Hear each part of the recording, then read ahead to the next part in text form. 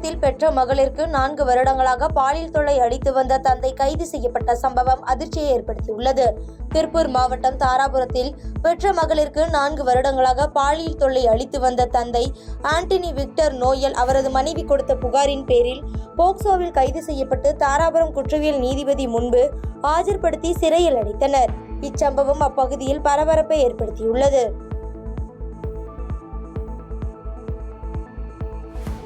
குன்னூர் அருகே ஆபத்தை உணராமல் சிறுத்தை குட்டியை வீடியோ பதிவு செய்த சிறுவர்கள் குறித்த வீடியோ காட்சிகள் வெளியாகி வைரலாகி வருகிறது. நீலகிரி மாவட்டத்தை பொறுத்த அளவில் 55% வனப்பகுதிகளை கொண்ட மாவட்டமாகும். இங்கு குன்னூர் அருகே உள்ள கோடமலை அட்டி பகுதியில் சிறுத்தை குட்டி ஒன்று மரத்தில் ஏற முயற்சி செய்து கொண்டிருந்தது. அதனை அப்பகுதியில் உள்ள சிறுவர்கள் ஆபத்தை உணராமல் வீடியோ பதிவு செய்துள்ளனர். இந்த வீடியோ பதிவு சமூக வலைதளங்களில் வைரலாகி வருகிறது.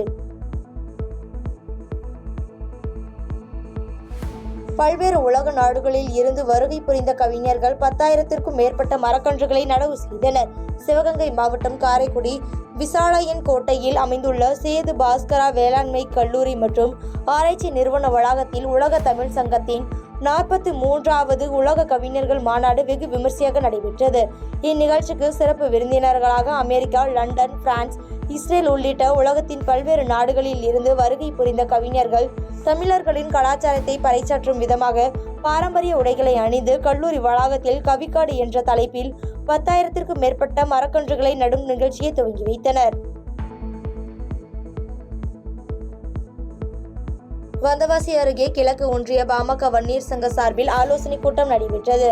திருவண்ணாமலை மாவட்டம் வந்தவாசி அருகே தமிழ்நாடு உழவர் பேரு இயக்கம் சார்பில் திருவண்ணாமலையில் மாநில விவசாயிகள் மாநாடு நடைபெறுவதையொட்டி வந்தவாசி கிழக்கு ஒன்றிய பாமக வன்னியர் சங்க சார்பில் கிழக்கு மாவட்ட பாமக செயலாளர் ஆ. கணேஷ்குமார் தலைமையில் ஆலோசனை கூட்டம் நடைபெற்றது. இக்கூட்டத்தில் ஏராளமானோர் கலந்து கொண்டனர். பாதகம் செய்பவரை கண்டால் நாம் பயங்கொள்ளலாகாது பாப்பா, மோதி மிதித்து விடு பாப்பா, அவர் முகத்தில் உமிழ்ந்து விடு பாப்பா. அண்மை செய்திகளை உடனுக்குடன் தெரிந்து கொள்ள இணைந்திருங்கள் இயம்நாடு தொலைக்காட்சியுடன்.